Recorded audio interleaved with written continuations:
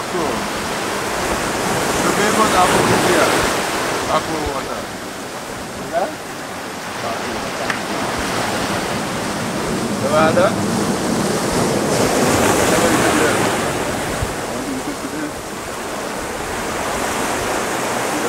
What's the score? I don't know what the score.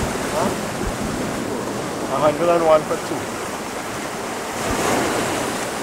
Lara 50. Myself for 58 or 57.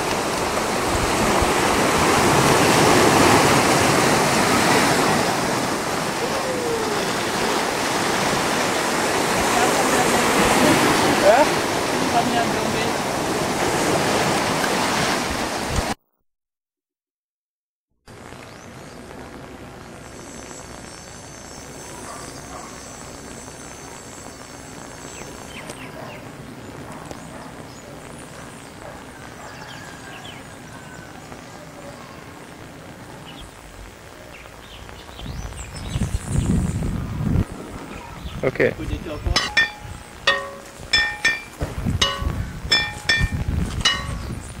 Hello. Now. Hello. You're welcome to come into Heritage Parlor. Well, the first thing you notice at the entrance are the 2 old-time lanterns, right? Which were used in those days because they hadn't electricity.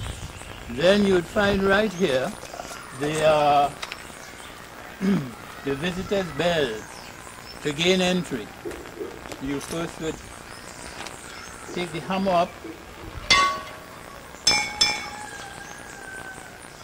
and I would come out to receive you, right?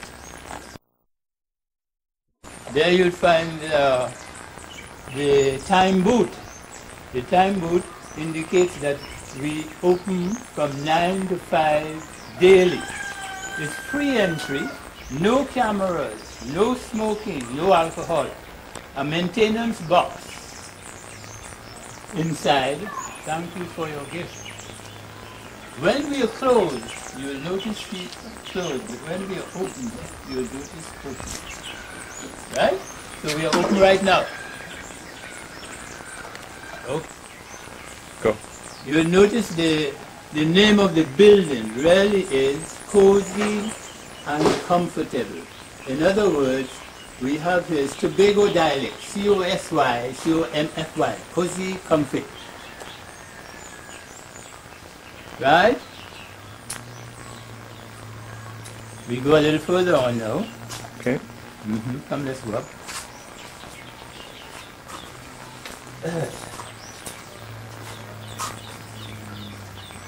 The first thing that you meet here is the history of Tobago.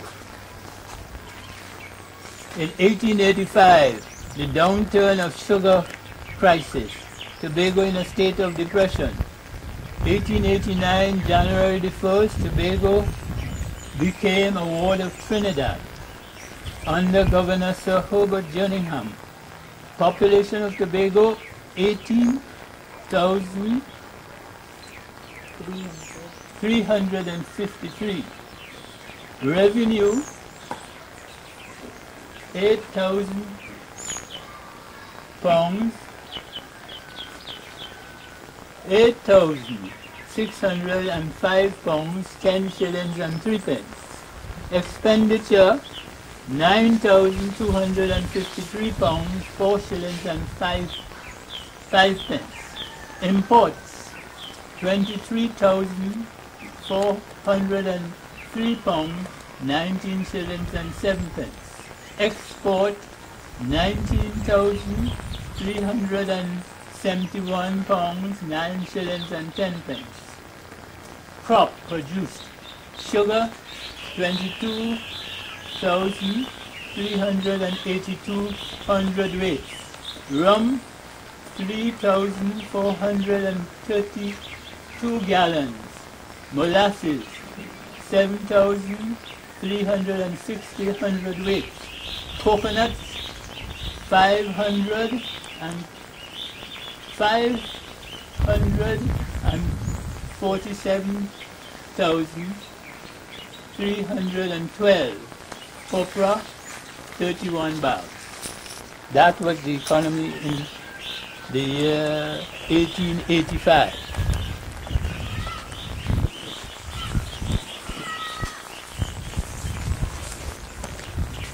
This copper, as they called it in those days, some people in these days call it a big pot. It represented the downturn of the sugar crisis in 1885. Right.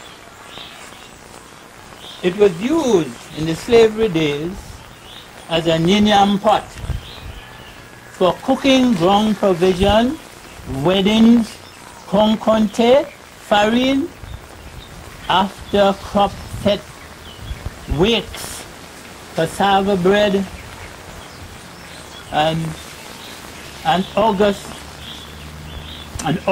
1st, big fat hog. In other words, a big fat hog, cornmeal and corn cuckoo with wet sugar swag. Now as we go further on, we'll tell you some of the things that used to happen as I know it from a boy. Now the first thing I was told of was Tobago once produced cotton and indigo before the cane the cane industry, the sugar industry. Well. For me to tell you the whole history of this thing here now, it will take you some time to listen me carefully. Now, my name is George Leacock. My father came to Tobago in 1903 as a mounted police That was just about Tobago became annexed to Trinidad in 1899. But my father was a Barbadian who joined the Trinidad Constabulary, and he was posted to Tobago as a mounted police. In those days, you had to be a mounted man or a groom to get in the police force. Today, you have to be more or less a licensed motor car driver, because that was the day when everything was done on horseback. No, he came to Tobago in 1903, and in 1905 he got married to 1908 rather, he got married to my mother 5 years after. She was a Tobagonian. They had 2 children in Tobago, and then he was transferred back to Trinidad, and I happened to be born in Trinidad.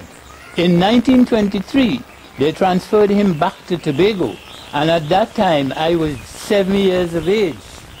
Well, when I came to Tobago, I was very sensitive, very curious, and wanted to know the lifestyle of Tobago, right?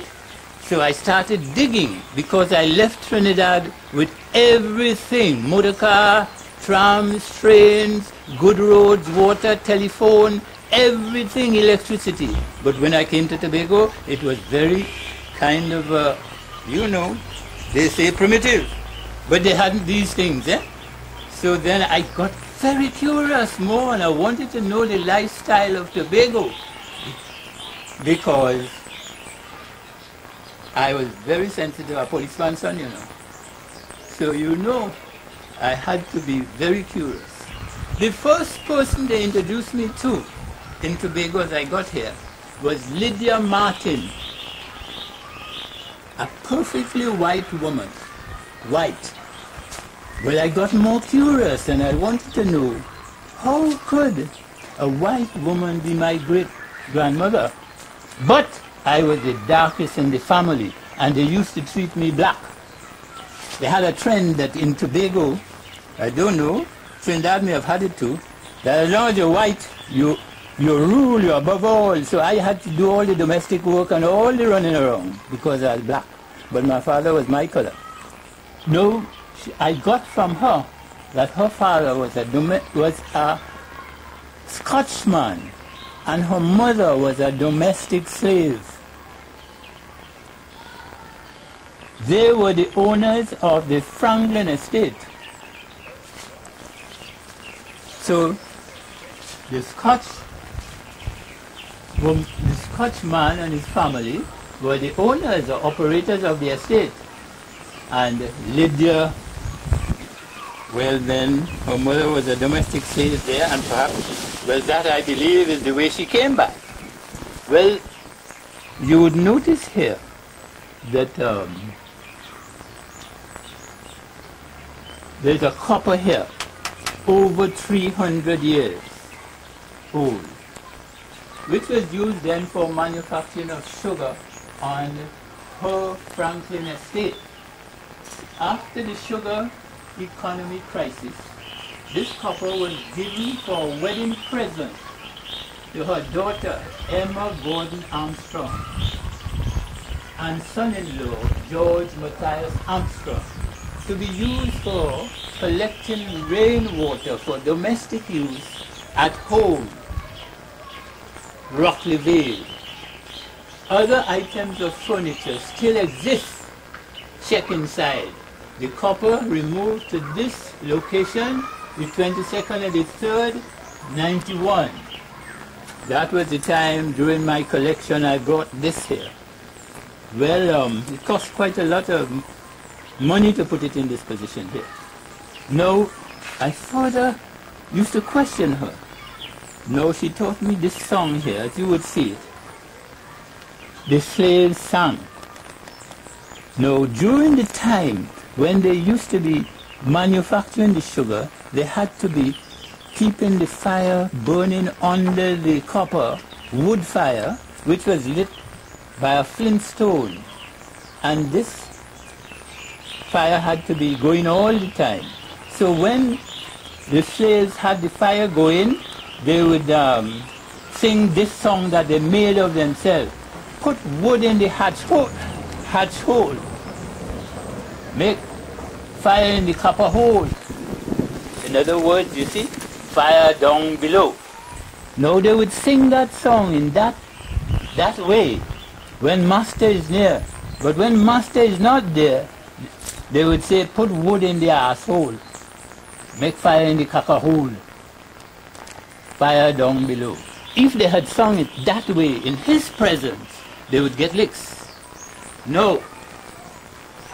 The slaves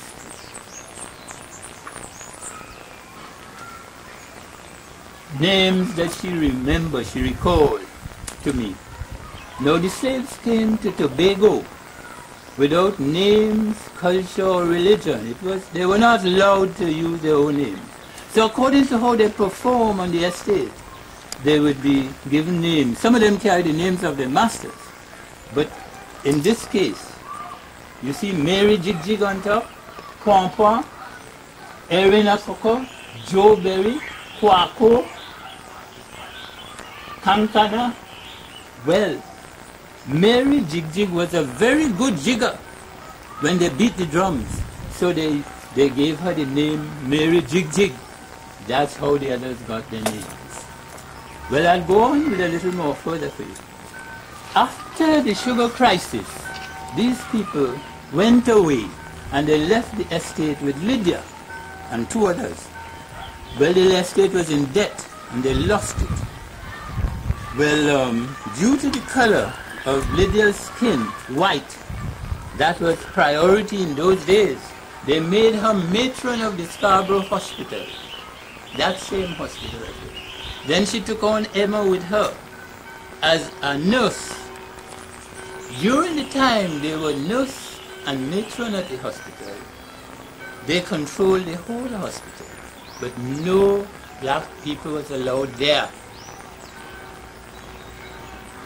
Only the white people from the estates, masters and their families would go to the hospital. But after Queen Victoria gave the order that the black women from the huts and the ajupas must go to the hospital, particularly for baby deliveries, the white people stopped going. They brought a doctor of their kind and gave Lydia and Emma a practical examination in midwifery because they didn't have much brain, you know. So they gave them 2 certificates to go out to the great houses and the white people homes to attend to them when that occasion arrived. And they were paid £1 for that exercise. And they had to stay in with these people 9 days. Well, when they used to be going to the hospital, they used to go in their buggies and trucks. That was the only means of transportation. Well, the black people, women in particular, from the huts and the ajupas, whether it be a mile, 2 miles, 3 miles, or 4 miles from the present hospital, they had to walk because they didn't have transportation. Well, I'll give you a symbol of a black woman leaving the huts in the country areas to go to the hospital for a delivery. There. Ready? Yep. Now, you'll notice a kata, they call it, on her head, made out of banana leaves, and a stone on the head.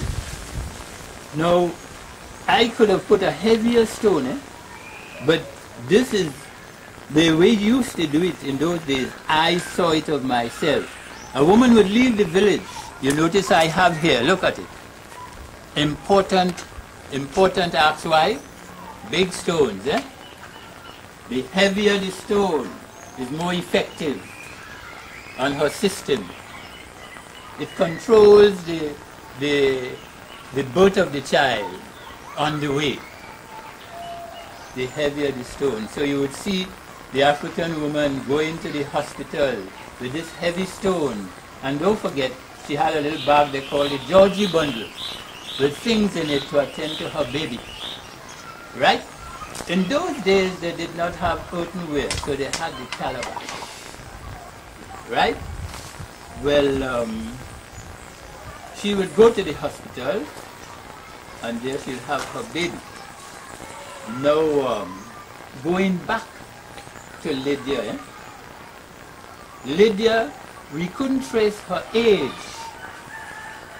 but she told me in particular that about the age of 5, when the storm of 1847 blew down the whole of Tobago, her parents, possibly, or would be, Mother Mac, who was a slave, and others, put her down in they call this a hogshead. This was the barrel that they used for shipping sugar and molasses and rum to England, or wherever it's going. And they put her in this barrel for safety.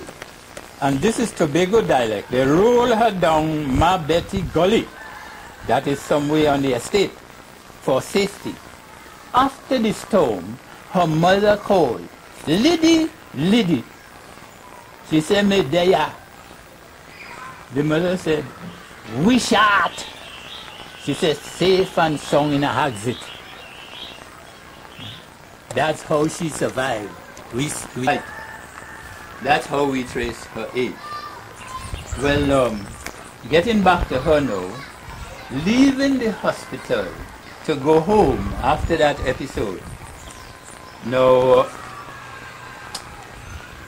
I'll show you some of the things that she had in the Georgie bundle to attend to her baby after leaving hospital, because there were no doctors, no health office, no health visitors.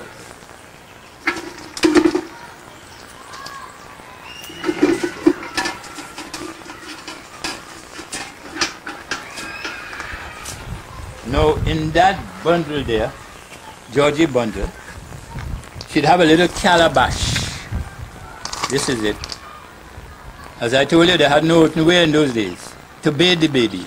Then she'll have the maljo bead and the jumbie bead. You see the jumbie bead? Right? That's to keep off evil spirits from attacking the baby. Now, the huts that they live in are built from the branches from the grugru and the cabbage palm tree. Well, when they are building the huts, they use the grugru tree boards for doing the floor of the hut, because the grugru tree is a harder tree. It has a lot of prickles on it. And the cabbage palm is a smooth tree. They use that for boarding up the sides of the building. And the branches is used for covering the building.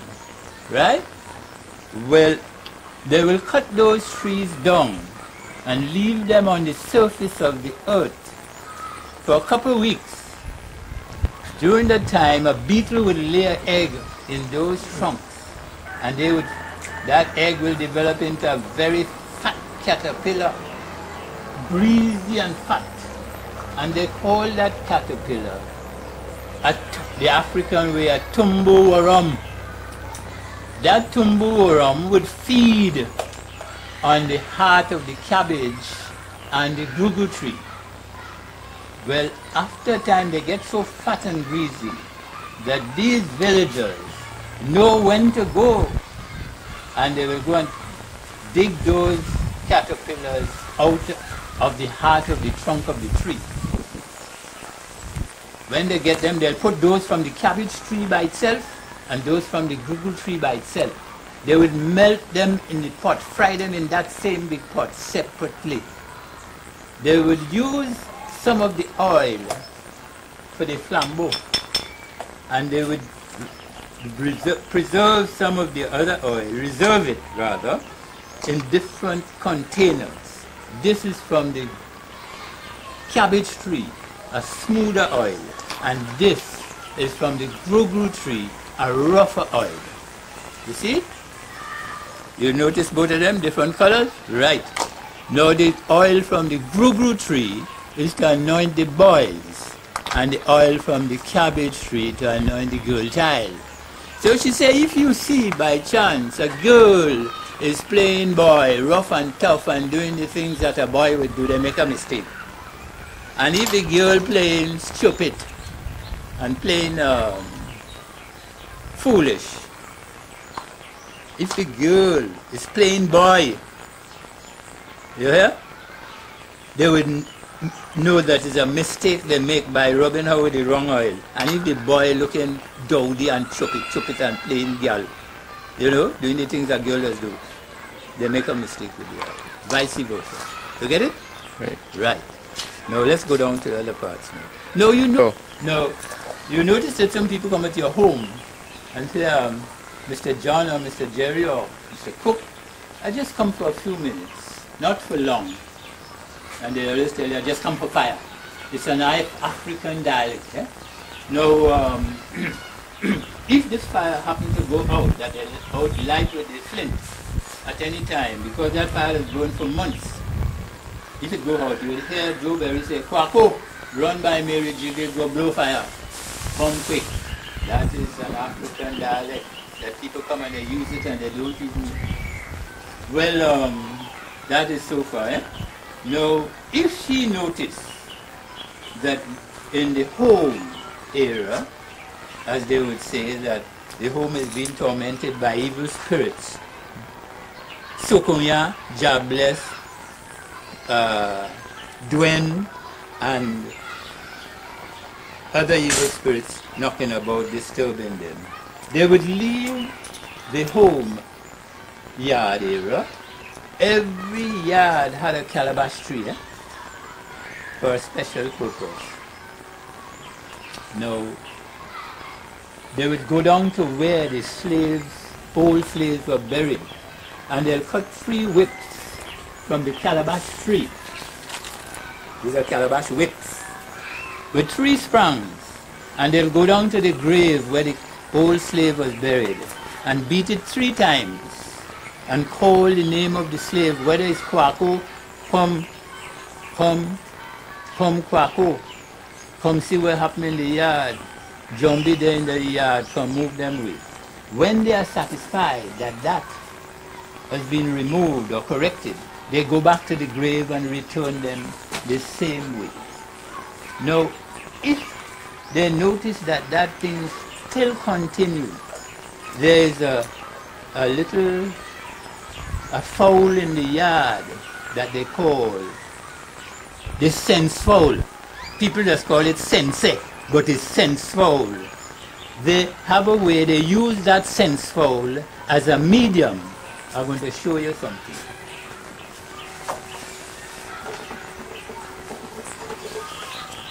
You see, this is a medium, eh? They have this sense fowl, a black one, particularly black, because they have black and white and others. But the black one, they will, every yard have one. They will hold that black sense fowl up in the hand like that, open the mouth and spit in the mouth, and take that and tell the fowl what is going on in the yard. And they will pass this fowl 3 times around and round the side 3 times. You see, that is how we're doing it, 3 times through the legs. This time they tell the fowl what happened in the yard, and they let go the fowl. Tonight, the fowl will sleep on the roof, and tomorrow morning, as soon as that fowl daybreak, the fowl will fly from the roof and fly right down on the spot in the yard where anything is buried to humbug them and dig it out. I'll show you the fowls, living fowls, before you leave here. Right? Now, the Indians brought this copier broom made from the coconut branches. They use that to sweep around the yard to keep it clean from evil. But the slaves use this, the white head broom. You see it? That keeps away even from the yard and clean. Got it? Now they hadn't medicines, as I'll tell you, or any medication, so they used, look, the aloe, you see? Ratchet, mint, bay leaf, gully root, vervine, mini root, fever grass, and many other weeds. We have wondered wool and all these different things right here, so that we can show you all when you come.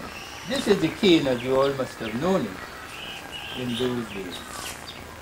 Well, let's get over to this area now.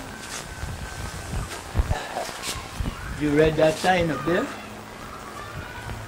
You have it in? Right. Now, Tobago, did I tell you that after Lydia and Emma resigned, Lydia resigned at the hospital as a matron, and she got £2 a month pension.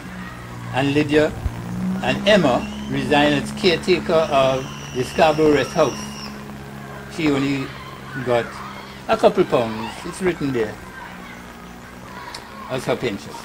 She didn't get a pension, she got a gratuity rather. Now, water was always a problem in Tobago, right?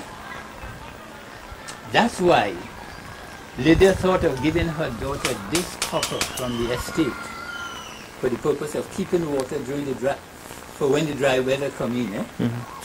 Well, reading this plaque, read it for you. Okay.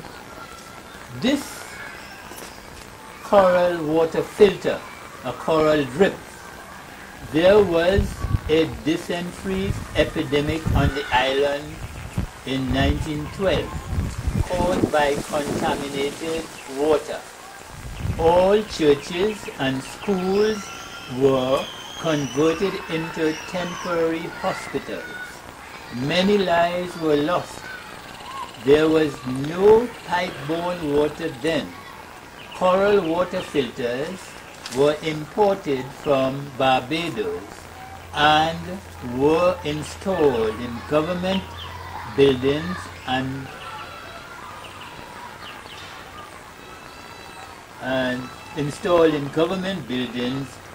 great houses. Pipe-borne water came in 1925, turned on by Mr. H. Meaden, MBE warden. Now, these are what you call coral water filters. People seen them knocking about their estates and so would take them for flower pots, but they are not. They are cut out of coral blocks. It's not made from cement. No, this one on top will hold 6 gallons. And when you fill that with the water from the river or the spring, and it penetrates right through here and come right out to the container. See how pretty the water is? That water is good for drinking and cooking. Now, they were imported from Barbados, and we never got water until 1925. Well, they used to have them on a wooden stand in these great houses and government buildings, and more or less, some places only had one. But I found these two down in the back of my estate here, which was discarded, so I put it back in operation. They used to have them on a wooden stand, but this stand here, as you can see, is something out of steel. Look at it.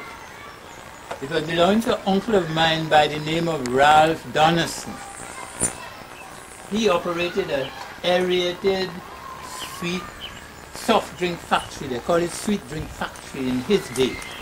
No, you notice the bottles? No, these bottles, when they were filled with the liquid and they put on the machine and spin it, the gas will come up and push the marble up to cork it. it will remain there cooked for weeks until you have a wooden press that you would press it down and release the marble, and then you get your soft drink. Now, after the epidemic, they found that these bottles were not sanitary.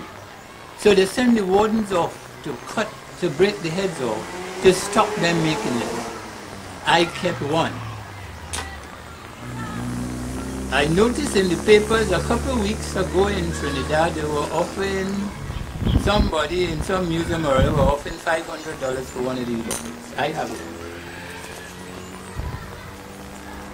So that is the story of the water filter. No, did I? Oh. Go ahead. No, Lydia told me, my great-grandmother, that on her estate there were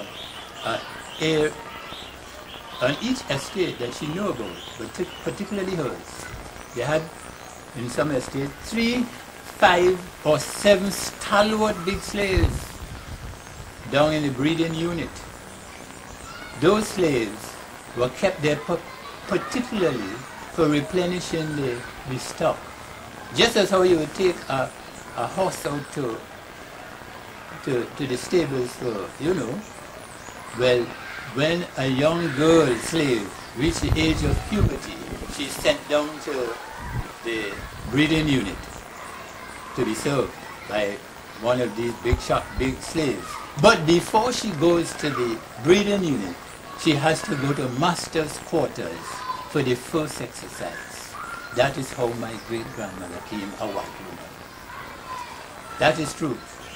So in Tobago, everybody have a touch of the African blood in there. There are no white people in Tobago. Read it. So, Tobagans ever fear God? No, the real word, that's Tobago dialect. The real word is Tobagonian. But why say Grenadian, Barbadian, Vincentian, what happened? Tobagan. You get it? Right. That's Cool. This you ready? Yep. This property that we are here now in, formerly owned by Lydia Martin, with buildings thereon, housed the DMO of Scarborough, changed hands several occasions. 1942, George Leacock bought for Lydia's great-grandson, bought for the price $1,950. In 1983, 63. 1963, after Hurricane Flora, George and Cecil Leacock designed with 3 carpenters, 4 mason laborers, built cozy comfy, costing $36,726.49. This is to tell you that Lydia was a very wealthy woman because she owned another property besides this. So she was connected to the hospital. That's how she got to have rented this property to the government to house the DMO of Scarborough. No,